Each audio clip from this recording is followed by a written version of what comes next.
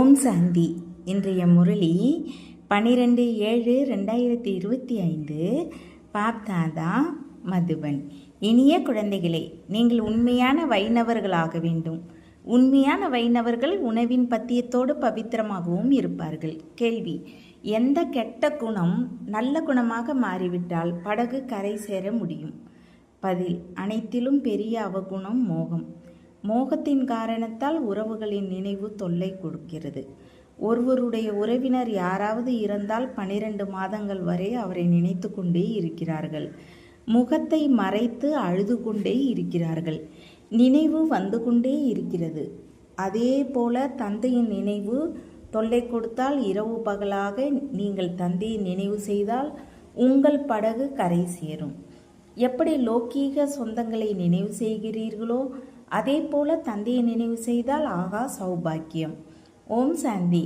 தன்னை ஆத்மா என உணர்ந்து தந்தையின் நினைவில் அமருங்கள் என தந்தை தினந்தோறும் குழந்தைகளுக்கு புரிய வைக்கிறார். தந்தையாக மட்டுமல்லாது இன்னொருவராகவும் அவரை புரிந்து கொள்ள வேண்டும் என்பதை சேர்த்து சொல்கிறார். பரமபிதா பரமாத்மா சிவனை காட்பாதர் என்றும் சொல்கிறார்கள். அவர் ஞான கடலாகவும் இருப்பது முக்கிய விஷயம். ஞான கடலாக இருப்பதால் டீச்சராகவும் இருக்கிறார். ராஜயோகத்தை கற்பிக்கின்றார். இவற்றை புரிய வைத்தால் சத்திய தந்தை இவர்களுக்கு கற்பிக்கின்றார் என்பதை புரிந்து கொள்வார்கள்.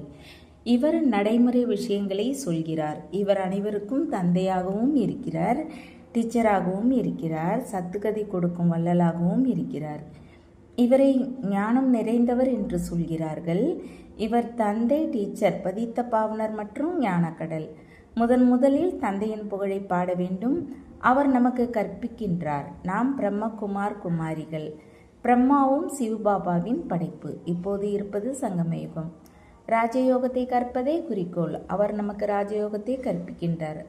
அதனால் அவர் டீச்சர் என்பதும் உறுதியாகிறது. மேலும் இந்த படிப்பே புது உலகிற்காக இருக்கிறது. நாம் என்னென்ன விஷயங்களை புரிய வைக்க வேண்டும் என்பதை இங்கே அமர்ந்து உறுதி செய்யுங்கள். இது உள்ளே தாரணையாக வேண்டும். சிலருக்கு அதிகமாகவும் சிலருக்கு குறைவாகவும் தாரணையாகிறது என்பது தெரியும். இங்கும் யார் ஞானத்தில் அதிக வேகமாக போவாரோ அவருக்கு பெயர் கிடைக்கும், பதவியும் உயர்வாக இருக்கும். பாபா பத்தியத்தையும் சொல்லி கொண்டு இருக்கிறார். நீங்கள் முழு வைணவராகிறீர்கள். வெஜிடேரியன் உணவு சாப்பிடுபவர்கள் வைணவர்கள். அவர்கள் மது, மாமிசம் போன்றவற்றை சாப்பிடுவதில்லை. ஆனால் விகாரத்திற்கு போகிறார்கள். மற்றபடி வைணவராவதால் என்ன பலன்? வைணவ குலம் என்று சொல்கிறார்கள். அதாவது வெங்காயம் போன்ற தமோ குண பொருட்களை சாப்பிடுவது இல்லை. எவை தமோ குண பொருட்கள் என்பது குழந்தைகள் உங்களுக்கு தெரியும். சிலர் நல்ல மனிதர்களாக இருக்கின்றார்கள். அவர்களை தர்ம சிந்தனை உடையவர் என்றோ பக்தர் என்றோ சொல்கிறார்கள். சந்நியாசிகளை பவித்ர ஆத்மா என்றும் தான புண்ணியம் செய்பவர்களை புண்ணிய ஆத்மா என்றும் சொல்கிறார்கள். இதிலிருந்து ஆத்மாவே தான புண்ணியங்களை செய்வது உறுதியாகிறது. அதனால் புண்ணிய ஆத்மா பவித்ர ஆத்மா என்று சொல்லப்படுகிறது. ஆத்மா ஒட்டாதது இல்லை. இப்படி நல்ல நல்ல வார்த்தைகளை நினைவு செய்ய வேண்டும். சாதுக்களையும் மகான் ஆத்மா என்று சொல்கிறார்கள். மகான் பரமாத்மா என்று சொல்வது இல்லை. அதனால் சர்வவியாபி என்று சொல்வது தவறு. சர்வமும் ஆத்மாக்களே.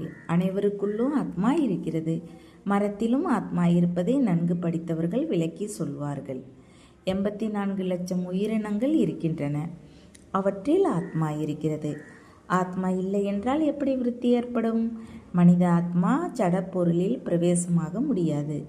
சாஸ்திரங்களில் இப்படிப்பட்ட விஷயங்களை எழுதி வைத்திருக்கிறார்கள். இந்திரபுரியிலிருந்து தள்ளிவிடப்பட்டவர்கள் கற்களாக மாறினார்கள் என்றும் எழுதி வைத்திருக்கிறார்கள். இப்போது தந்தை அமர்ந்து புரிய வைக்கிறார். தேக உறவுகளை விடுத்து தன்னை ஆத்மா என உணருங்கள். என்னை மட்டும் நினைவு செய்யுங்கள் என்று தந்தை குழந்தைகளுக்கு சொல்கிறார். இப்போது உங்கள் 84 பிறவிகள் முடிந்துவிட்டன. இப்போது தமோ பிரதானத்திலிருந்து சதோ பிரதானம் ஆக வேண்டும். அவ்வளவுதான். துக்கதாமம், அப்பவித்திரதாமம், சாந்திதாமம், சுகதாமம், பவித்திரதாமம். இதை நீங்கள் புரிந்திருக்கிறீர்கள். சுகதாமத்தில் வசிக்கும் தேவர்களுக்கு முன்பாக தலை வணங்குகிறார்கள். பாரதத்தில் புது உலகில் பவித்ர ஆத்மாக்கள் இருந்தனர், உயர்ந்த பதவியில் இருந்தனர் என்பது நிரூபணமாகிறது. குணமிழந்த எங்களிடம் எந்த குணமும் இல்லை என்று இப்போது பாடுகிறார்கள். அப்படித்தான் இருக்கிறார்கள். எந்த குணமும் இல்லை. மனிதர்களிடம் மோகமும் அதிகம் இருக்கிறது. இறந்தவர்களின் நினைவும் இருக்கிறது. இவர் எனது குழந்தை என்பது புத்தியில் வருகிறது. கணவர் அல்லது குழந்தை இறந்தால் அவரை நினைத்து கொண்டே இருக்கிறார்கள். மனைவி 12 மாதங்கள் வரை நன்றாக நினைவு செய்கிறார். முகத்தை மூடி அழுது கொண்டே இருக்கிறார். அப்படி முகத்தை மூடி இரவு பகலாக நீங்கள் தந்தையை நினைவு செய்தால் படகு கரை சேரும். கணவரை எப்படி நினைவு செய்கிறீர்களோ அதே போல என்னை நினைவு செய்தால் உங்கள் விக்கிரமங்கள் அழியும் என்று தந்தை சொல்கிறார். இப்படி செய்யுங்கள் என்று தந்தை உத்திகளை சொல்கிறார். இன்று இவ்வளவு செலவானது, இவ்வளவு லாபம் கிடைத்தது என தினந்தோறும் கணக்கு பார்க்கிறார்கள். சிலர் மாதம் பார்க்கிறார்கள். இங்கே இது மிகவும் அவசியம். தந்தை அடிக்கடி புரிய வைக்கிறார். குழந்தைகள், நீங்கள் 100 மடங்கு பாக்கியசாலியாக, 1000 மடங்கு பாக்கியசாலியாக, கோடி மடங்கு பாக்கியசாலியாக, கோடான கோடி மடங்கு பாக்கியசாலியாக இருக்கிறீர்கள். எந்த குழந்தை தன்னை சௌபாக்கியசாலி என நினைப்பாரோ அவர் நிச்சயம் நன்றாக தந்தையை நினைவு செய்து கொண்டே இருப்பார். அவரே ரோஜா மலராக மாறுவார். இதை சுருக்கமாக புரிய வைக்க வேண்டியிருக்கிறது. மனம் வீசும் மலராகவே மாற வேண்டும். முக்கியமானது நினைவின் விஷயம். சன்னியாசிகள் யோகம் என்ற வார்த்தையை சொல்கிறார்கள். என்னை நினைவு செய் என்றோ அல்லது என்னை நினைவு செய்கிறாயா என்றோ லௌகிக தந்தை கேட்பதில்லை. தந்தை குழந்தையையும் குழந்தை தந்தையையும் நினைக்கவே செய்கின்றனர். இதுவே சட்டம். இங்கே கேட்க வேண்டியிருக்கிறது. ஏனென்றால் மாயா மறக்க வைக்கிறது.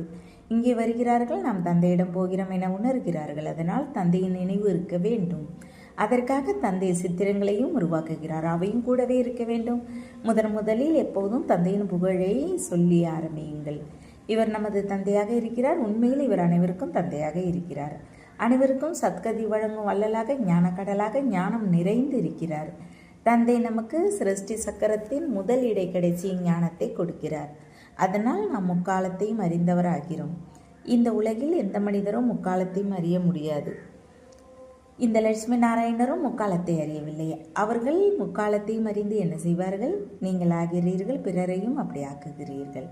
இந்த லட்சுமி நாராயணரின் ஞானம் இருந்தால் அது பரம்பரையாக தொடரும். இடையில் அழிவு ஏற்படுகிறது. அதனால் பரம்பரையாக தொடர முடியாது. அதனால் குழந்தைகள் இந்த படிப்பை நன்றாக சிந்தனை செய்ய வேண்டும். உங்களுடைய மிக உயர்ந்த படிப்பு சங்கமயுகத்தில் தான் நடக்கிறது.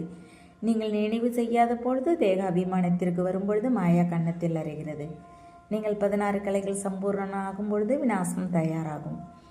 அவர்கள் அழிவிற்காகவும் நீங்கள் அழியாத பதவி பெறவும் தயார் செய்து கொண்டிருக்கிறீர்கள்.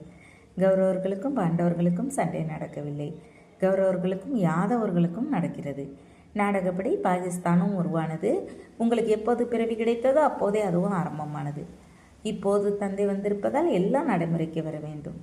இரத்த ஆறு ஓடிய பிறகு நெய் ஆறு ஓடு என்று இங்கே உள்ளவர்களுக்கு சொல்லப்படுகிறது. இப்போது கூட பாருங்கள், சண்டையிட்டு கொண்டே இருக்கிறார்கள்.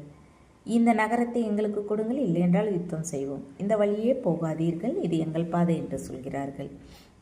அப்போது என்ன செய்வது? கப்பல் எப்படி போகும்? பிறகு ஆலோசனை செய்கிறார்கள். நிச்சயம் ஆலோசனை கேட்பார்கள். உதவிக்கு நம்பிக்கை கிடைத்திருக்கும். அவர்கள் தமக்குள் சண்டையிட்டு அழிவார்கள். இங்கே உள்நாட்டு கலவர நாடகத்தில் நிச்சயிக்கப்பட்டுள்ளது.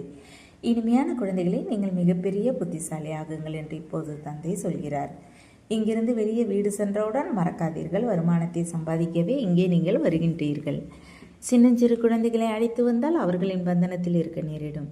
இங்கே நீங்கள் ஞானக்கடலின் கரைக்கு வருகின்றீர்கள். எனவே எவ்வளவு சம்பாதிப்பீர்களோ அவ்வளவு நல்லது. இதில் ஈடுபட வேண்டும். அழியாத ஞான ரத்தினங்களால் மடியை நிரப்பவே நீங்கள் வருகின்றீர்கள். போலாநாதரே மடியை நிரப்புங்கள் என பாடுகின்றார்கள். பக்தர்கள் சங்கருக்கு முன்னால் சென்று மடியை நிரப்புங்கள் என்று சொல்கிறார்கள். அவர்கள் சிவனையும் சங்கரையும் ஒன்று என்று நினைக்கிறார்கள்.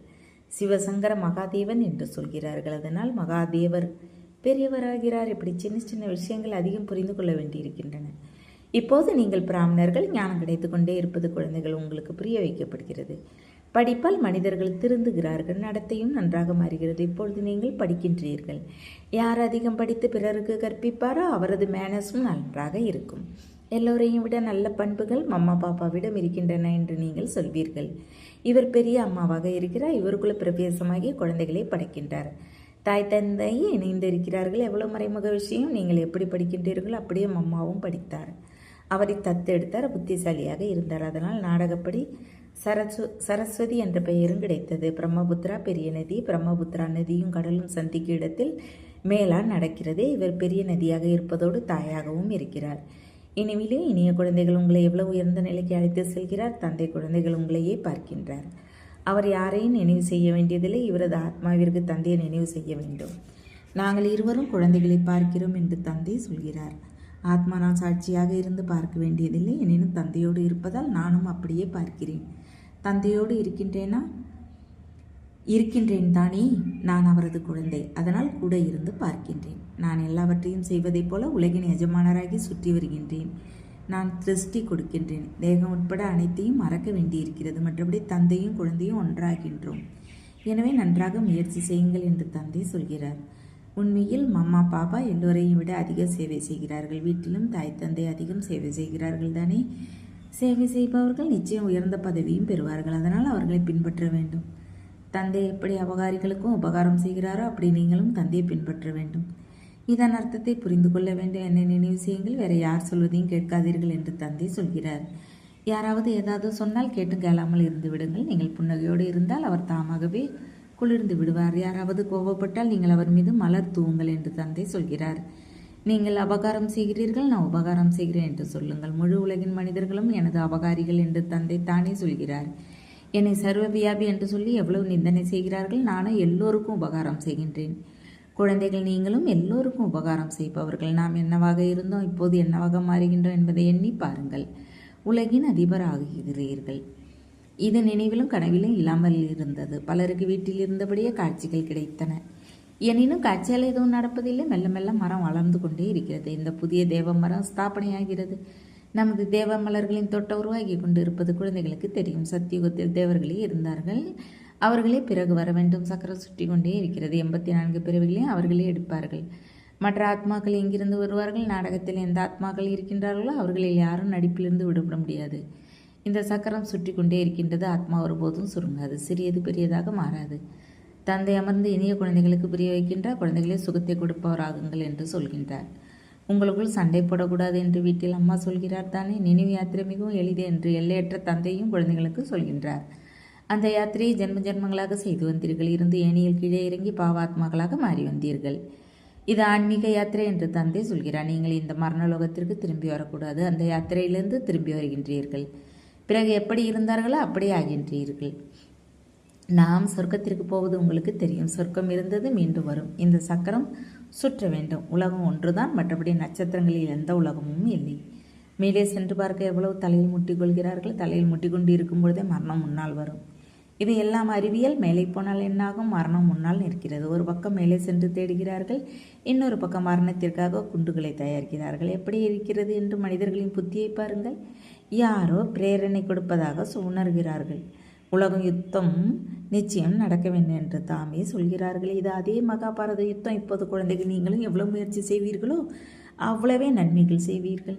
இறைவனின் குழந்தைகளாகவே இருக்கிறீர்கள். பகவான் தனது குழந்தைகளாக மாற்றியதால் நீங்கள் பகவான் பகவதி ஆகின்றீர்கள். லட்சுமி நாராயணரே காடேஸ் என்று சொல்கிறார்கள் தானே. கிருஷ்ணரே கடவுளாக ஏற்றுக்கொள்கின்றார்கள். ராதை அவ்வளவு ஏற்பதில்லை. சரஸ்வதிக்கு பெயர் இருக்கிறது, ராதைக்கு பெயர் இல்லை. கலசத்தை லட்சுமியிடம் காட்டுகின்றார்கள்.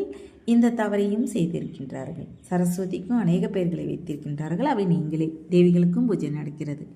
அப்படி ஆத்மாக்களுக்கும் பூஜை நடக்கிறது. தந்தை ஒவ்வொரு விஷயத்தையும் குழந்தைகளுக்கு புரிய வைத்து கொண்டே இருக்கிறார். நல்லது. இனிமேலும் இனிமையான காணாமல் போய் கண்டெடுக்கப்பட்ட செல்ல குழந்தைகளுக்கு தாய் தந்தை பாப்தாதாவின் அன்பு நினைவுகள் மற்றும் காலை வணக்கம். ஆன்மீக குழந்தைகளுக்கு ஆன்மீக தந்தை நமஸ்காரம். ஆன்மீக தந்தைக்கு ஆன்மீக குழந்தைகள் அன்பு நினைவுகள் மற்றும் நமஸ்காரம். தாரணைக்கான முக்கிய சாரம். 1. தந்தை எப்படி அபகாரிகளுக்கு உபகாரம் செய்கிறாரோ அப்படி தந்தையை பின்பற்ற வேண்டும். யாராவது ஏதாவது சொன்னால் கேட்டும் கேளாமல் இருக்க வேண்டும். புன்னகையோடு இருக்க வேண்டும். ஒரு தந்தை சொல்வதை மட்டும் கேட்க வேண்டும். 2. சுகம் அளிப்பவராகி அனைவருக்கும் சுகம் கொடுக்க வேண்டும். உங்களுக்குள் சண்டை போடக்கூடாது. புத்திசாலியாகி உங்கள் மடியை அழியாத ஞான ரத்தினங்களால் நிரப்ப வேண்டும். வரதானம். கடலின் ஆழத்திற்கு சென்று அனுபவ ரத்தினங்களை பெறும் சதா சக்திசாலி ஆத்மாகுக. சக்திசாலி ஆத்மாவதற்காக யோகத்தின் ஒவ்வொரு விசேஷத்தையும், ஒவ்வொரு சக்தியையும், ஞானத்தின் ஒவ்வொரு முக்கிய பாயிண்ட்டையும் பயிற்சி செய்யுங்கள். பயிற்சி செய்யும் அன்பில் மூழ்கியிருக்கும் ஆத்மாவின் முன்னால் எந்தவித தடையும் இருக்க முடியாது. அதனால் பயிற்சியின் பிரயோக சாலையில் அமருங்கள். இப்போது வரை ஞானக்கடலில், குணக்கடலில், சக்தி கடலில், மேலே அலைகளில் தவழ்ந்தீர்கள். ஆனால் இப்போது கடலின் ஆழத்திற்கு சென்றால் அநேக வித விசித்திர அனுபவ ரத்தினங்களை பெற்று சக்திசாலி ஆத்மாவீர்கள். ஸ்லோகன்.